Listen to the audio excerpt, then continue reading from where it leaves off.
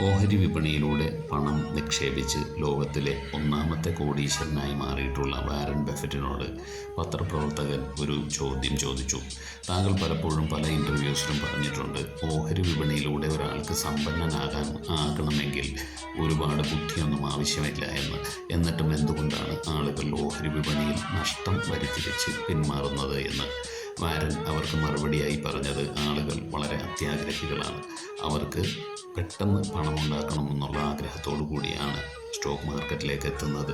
ചെറിയ ചെറിയ തുകകളാണെങ്കിലും നിങ്ങൾ നിക്ഷേപിച്ച് കാത്തിരിക്കാൻ മനസ്സുണ്ടെങ്കിൽ, സമാധാനത്തോടു കൂടിയിരിക്കാൻ മനസ്സുണ്ടെങ്കിൽ നിങ്ങൾക്ക് തീർച്ചയായും സമ്പന്നനാകാൻ സാധിക്കുമെന്നാണ് വാരൻ ബഫറ്റിൻ്റെ ഉപദേശം. പലതുള്ളി പെരുവെള്ളം യൂട്യൂബ് ചാനൽ വാരൻ ബഫറ്റിൻ്റെ നിക്ഷേപ തന്ത്രങ്ങൾ ആസ്പദമാക്കി 2025 മുതൽ പുതിയ അധ്യായം തുടങ്ങുകയാണ്.